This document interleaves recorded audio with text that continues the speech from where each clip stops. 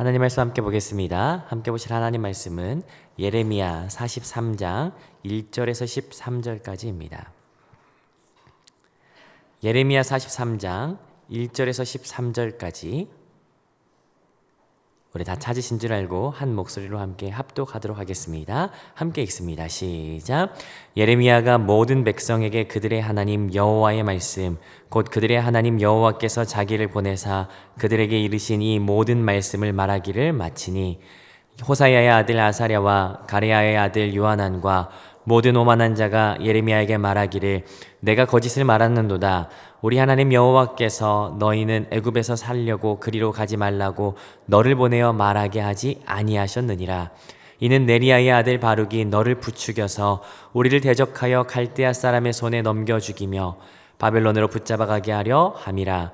이에 가레야의 아들 요하난과 모든 군 지휘관과 모든 백성이 유다 땅에 살라 하시는 여호와의 목소리를 순종하지 아니하고 가레야의 아들 요하난과 모든 군 지휘관이 유다의 남은 자 곧 쫓겨났던 여러 나라 가운데에서 유다에 살려고 하여 들여온 자 곧 남자와 여자와 유아와 왕의 딸들과 사령관 느부사라단이 사반의 손자 아히감의 아들 그데라에게 맡겨둔 모든 사람과 선지자 예레미야와 네리야의 아들 바룩을 거느리고 애굽 땅에 들어가 다바네스에 이르렀으니 그들이 여호와의 목소리를 순종하지 아니함이러라. 다바네스에서 여호와의 말씀이 예레미야에게 임하여 이르시되 너는 유다 사람의 눈앞에서 내 손으로 큰 돌 여러 개를 가져다가 다바네스에 있는 바로의 궁전 대문의 벽돌로 쌓은 축대에 진흙으로 감추라. 그리고 너는 그들에게 말하기를 만군의 여호와 이스라엘의 하나님께서 이와 같이 말씀하시되 보라 내가 내 종 바벨론의 느부갓네살 왕을 불러오리니 그가 그의 왕좌를 내게 감추게 한 이 돌들 위에 놓고 또 화려한 큰 장막을 그 위에 치리라. 그가 와서 애굽 땅을 치고 죽일 자는 죽이고 사로잡을 자는 사로잡고 칼로 칠 자는 칼로 칠 것이라. 내가 애굽 신들의 신당들을 불지르리라. 느부갓네살이 그들을 불사르며 그들을 사로잡을 것이요 목자가 그의 몸에 옷을 두름같이 애굽 땅을 자기 몸에 두르고 평안히 그곳을 떠날 것이며 그가 또 애굽 땅 베스메스의 석상들을 깨트리고 애굽 신들의 신당들을 불사르리라 하셨다 할지니라 하시니라. 아멘. 하나님은 살아계신 하나님이십니다. 지금도 역사하시고 우리 가운데에서 일하시죠. 우리가 잘 아는 주님께서 가르쳐 주신 기도의 맨 앞에는 이것을 잘 표현하고 있습니다. 하늘에 계신. 여러분, 하나님은 계십니다. 하나님은 살아서 우리 가운데 역사하십니다. 그리고 그 하나님 앞에서 살아가는 것, 이것을 고백하는 것이 어쩌면 믿음의 첫 시작이라고 하는 것을 우리가 알고 있죠.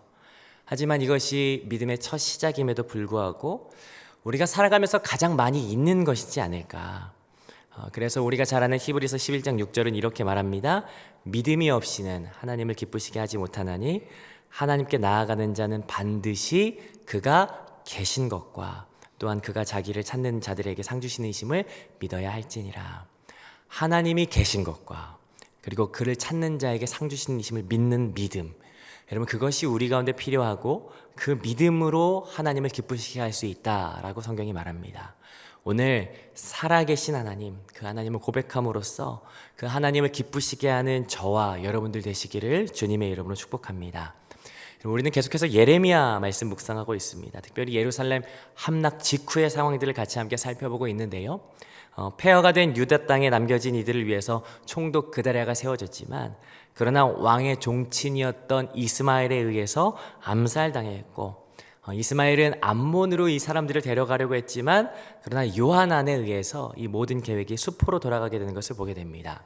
그리고 이제 이 요하난을 중심으로 새로운 공동체가 시작되는 것 같았어요. 그런데 요하난도 크게 다르지 않은 것을 보게 됩니다. 요하난이 어떻게 결정합니까? 애굽으로 가기를 결정하죠. 그래놓고 우리가 지난 이틀 동안 그 뜻 다 정해놓고 예레미야에게 기도해달라. 우리가 어디로 갈지 무엇을 해야 될지 하나님께 뜻을 구하는데 여러분 그런데 하나님께서 말씀하셨던 것이 있었어요. 그것은 무엇입니까? 애굽으로 가지 마라. 이 말씀 하나님께서 하셨다라고 하는 거 지난 시간 통해서 같이 함께 살펴봤죠. 자, 그러자 이 요하난이 응답을 들은 반응, 그 반응이 오늘 말씀 가운데 보여지고 있습니다. 오늘 본문은 우리 두 단락으로 같이 함께 나눠서 볼 수 있을 것 같은데요. 먼저는 1절부터 7절까지 이들의 반응이 들어갑니다. 그리고 8절부터 13절까지는 하나님의 반응이 나타나죠. 자, 우리 앞단락부터 같이 한번 살펴보는데요. 1절부터 다시 한번 살펴보도록 하겠습니다. 1절 같이 읽어보시죠. 함께 읽습니다. 시작. 예레미야가 모든 백성에게 그들의 하나님 여호와의 말씀 곧 그들의 하나님 여호와께서 자기를 보내사 그들에게 이르신 이 모든 말씀하기를 마치니, 하나님께서 말씀하시기를 마쳤습니다. 여러분, 종종 우리의 믿음의 민낯이 드러나는 순간이 있습니다. 그 순간은 세 가지 순간으로 볼 수 있거든요. 첫 번째는요, 내가 혼자 있을 때 내 믿음의 민낯이 드러납니다. 두 번째는요, 내 재정이 가장 많이 사용되는 곳이 내 믿음의 민낯이라고 볼 수 있어요. 세 번째는요, 내 기도가 꺾였을 때의 모습이 내 민낯입니다. 여러분, 이들이 기도를 요청했습니다. 하나님께서 분명히 말씀하셨어요. 그거 아니다 라고 말씀하셨습니다. 한마디로 말하면 기도가 꺾인 거죠. 내가 원하는 방향과 기도의 응답의 방향이 다른 거예요. 그러면 이제 이들의 민낯이 드러나기 시작합니다. 2절, 이들의 민낯입니다. 함께 읽습니다. 시작. 호사야의 아들 아사랴와 가레야의 아들 요하난과 모든 오만한 자가 예레미야에게 말하기를 내가 거짓을 말하는도다. 우리 하나님 여호와께서 너희는 애굽에 살려고 그리로 가지 말라고 너를 보내어 말하게 하지 아니하셨느니라. 여러분, 이들의 민낯, 이들의 반응이 뭡니까? 중간에 나오죠. 예레미야, 지금 당신이 말하는 거 이거 거짓말입니다. 우리 하나님이 그렇게 말할 리가 없습니다 라고 이야기하는 거예요. 부정하고 있습니다. 그리고 이어서 3절에서요, 3절 같이 읽어보면요. 시작. 이는 네리야의 아들 바룩이 너를 부추겨서 우리를 대적하여 갈대아 사람의 손에 넘겨 죽이며 바벨론으로 붙잡아가게 하려 함이라. 당신 지금 바룩에게 속은 겁니다. 바룩이 당신을 부추겨서, 다른 말로는요, 충동해서 또는 자극해서 라고 할 수 있는데, 바룩이 당신 자극해서 지금 그렇게 말하는 거 아닙니까? 여러분, 바룩은 여러분도 아시다시피 예레미야의 말을 받아서 썼던 서기관입니다. 36장 같은 경우에는 예레미야가 갇혀 있었기 때문에 예레미야의 말을 대신 전했던 사람이기도 하죠. 그런데 바룩이 예레미야를 선동해서 꼬셔서 그렇게 말했다라고 이야기하는 것이에요. 바룩이 우리 바벨론 잡아가게 하려고, 바룩이 갈대아 사람에게 우리 죽임 당하게 하려고 그런 거 아닙니까? 바룩의 말이지 예레미야 이건 당신의 말 아닙니다. 당신 넘어갑니다 라고 이야기하는 거예요. 여러분, 한마디로 말하면 뭡니까? 이거 지금 우리 받아들일 수 없다. 내가 원하는 응답이 아니다. 그럴 리가 없다. 거짓말이다 라고 하는 것이죠. 그래서요, 결과입니다. 4절 마지막에 보니까 여호와의 목소리에 순종하지 않았다. 7절 마지막에도 동일하게 말합니다. 여호와의 목소리에 순종하지 않았다. 그리고 그 모습, 그리고 그 행동이 이제 드러나는데요. 4절과 7절 사이 5절, 6절 보니까 5절, 6절 한번 보시죠. 유다 땅에 다시 살기 위하여 모여든 자들. 6절은 그 사람의 부류를 7부류로 열거하기 시작합니다. 남자, 여자, 유아, 왕의 딸, 그다랴에게 맡긴 모든 사람, 그리고 예레미야, 그리고 바룩까지요. 여러분, 그들을 데리고 뭘 합니까? 7절에 보니까 7절 제가 읽습니다. 애굽 땅에 들어가 다바네스에 이르렀으니 그들이 여호와의 목소리를 순종하지 아니하며라. 애굽 땅 다바네스 지역으로 오게 되는 것이에요. 여러분, 다바네스라고 하는 곳은요, 이집트에서 애굽에서 유명했던 삼각주 지역이 있지 않습니까? 그 지역의 동편 지역입니다. 미스바에서는 대략 300km 정도 떨어진 지역이거든요. 철옹성이 있는 지역이에요. 여러분, 여기에 온 겁니다. 분명히 하나님께서는 유다 땅에 머물라 라고 말씀하셨어요. 그러면 돌이키겠다라고 말씀하셨어요. 헐고 옷 뽑겠다 라고 그렇게 했던 말 취소하고 내가 다시 심고 건설하겠다 라고까지 하시면서 하나님께서 말씀하셨는데, 이들은 에이, 하나님 그러지 마십시오. 그런 거 아닙니다 라고 하면서 자기 뜻대로 행하는 거 보게 되죠. 자기 마음대로 살아가는 모습. 여러분, 성경은 이들의 이 모습을요, 2절에서 이 한 단어로 정의하는 걸 보게 됩니다. 여러분, 2절 한번 보시죠. 여러분, 찾아보시겠습니까? 뭐라고 표현합니까? 모든 오만한 자라고 표현해요. 여러분, 오만하다라고 하는 말은요, 제드라고 이야기하거든요. 그런데 이 제드라고 하는 말은 성경에 그리 많이 쓰인 단어가 아닙니다. 딱 13번 정도밖에 등장하지 않더라고요. 특별히 이 단어를요, 시편 19편 13절에서는 뭐라고 표현했냐면 고의로 죄를 짓다라고 하는 의미로 사용합니다. 여러분 성경 가운데는요, 하물며 부지 중에 내가 모르고 지은 죄조차도 죄가 생각날 때 속죄제라고 하는 제사로 나아가야 된다는 것을 말하고 있습니다. 그런데 고의로 지은 죄요? 여러분 이건 해결할 길이 없습니다. 가장 악함을 보여주는 단어 중에 하나예요. 민수기 15장 30절을 참고해서 본다면 제가 읽어볼게요. 본토인이든지 타국인이든지 고의로 무엇을 범하면 누구나 여호와를 비방하는 자니 그의 백성 중에서 끊어질 것이라. 이들이 고의로 지은 이 불순종이 얼마나 큰 문제인지, 여러분 그러면 여기에서 우리가 한 가지를 묵상해 볼 수 있습니다. 한 가지 질문해 볼 수 있는데, 아니 이들은 왜 뭐 때문에 그렇게 애굽으로 가려고 하는 걸까? 이들이 고의로 죄를 짓는 그 오만함을 보이면서까지 왜 그렇게 애굽으로 가려는 걸까? 그건 3절을 통해서 알 수 있는데요, 3절 다시 한번 읽어보면요, 3절 같이 한번 읽어보겠습니다. 시작. 이는 네리야의 아들 바룩이 너를 부추겨서 우리를 대적하여 갈대아 사람의 손에 넘겨 죽이며 바벨론으로 붙잡아가게 하려 함이라. 여러분 뒤에 반복되는 말이 있죠. 무엇입니까? 우리 갈대아 사람에게 죽이려는 거지, 우리를 바벨론으로 붙잡아 가게 하려는 거지. 여러분 이들이 왜 애굽으로 가려고 했는지 여기에서 찾으셨습니까? 아, 바벨론이 두려워서구나. 이들이 바벨론이 그렇게 두려워서 저 아래에 있는 애굽으로 그렇게 가려고 했던 거구나. 하나님보다 바벨론이 더 두려운 거구나 라고 이야기하는 거죠.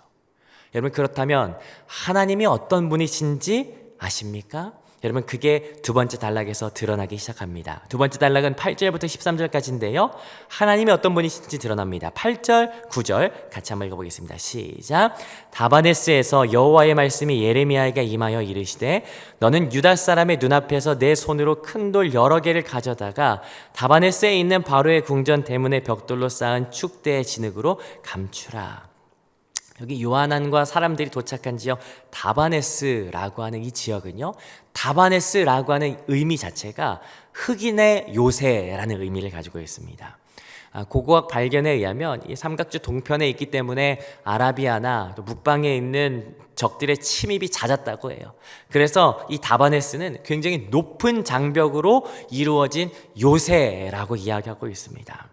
여러분 어쩌면 안전해 보이는 이 요새에서 하나님께서 예레미야에게 말씀하세요. 야 이제 살았다 라고 안도할지 모르는 그 백성에게 하나님께서 말씀하시죠. 그게 뭐냐면 바로의 궁전 대문이라고 하는데, 아마 이 다바네스에 있는 관청 같은 곳 같습니다. 이 지역을 대표하는 공공기관인 듯하죠. 그 앞에 축대라고 이야기하는데 축대보다는 사실은 도로가 더 좋은 표현입니다. 그 다바네스에 있는 그 관공서 앞에 있는 도로에 큰 돌 가져다가 그 땅속에 묻으라는 거예요. 쉽게 말하자면 창원의 대표적인 관공서가 창원시청이니까 창원시청 앞에 있는 그 대로에다가 그 대로 밑에 바닥 이렇게 파서 거기에다가 돌 감추고 다시 그 도 덮으라라고 이야기하는 거죠. 에? 이게 왜 갑자기 이렇게 말씀하실까? 그 이유는요 10절입니다 10절 같이 한번 봅니다.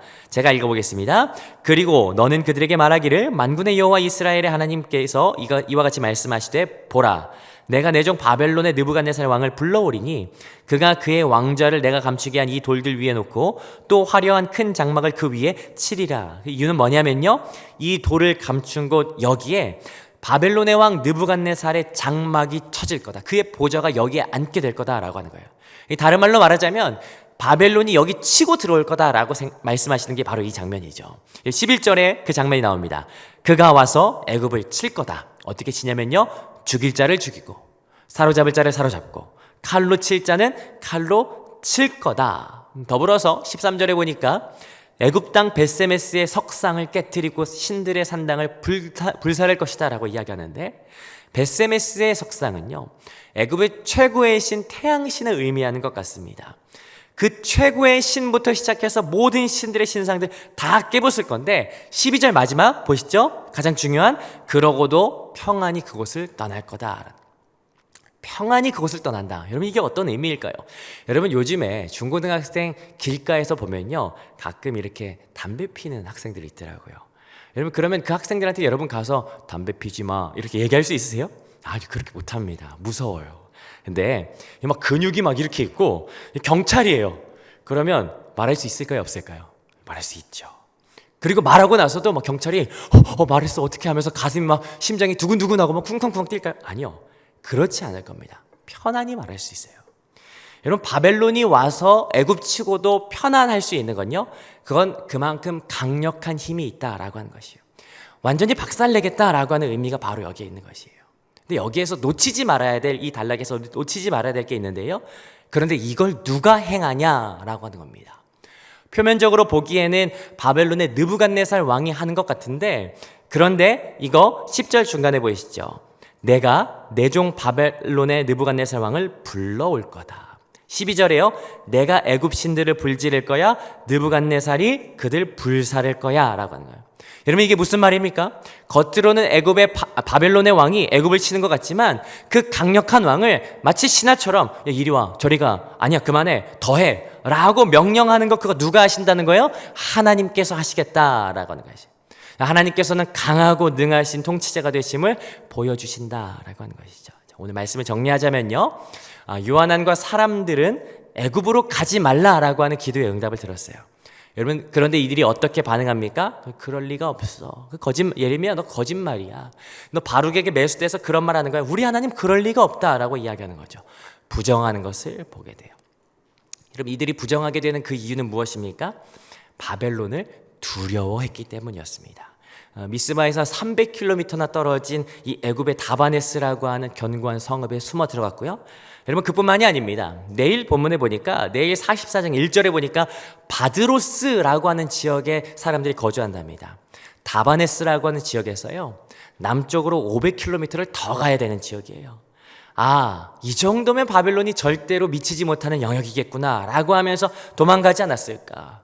그러나 하나님께서는 다바네스의 예레미야가 땅 파고 돌 숨긴 그 자리에 바벨론의 보좌를 세우겠다라고 말씀하셨어요.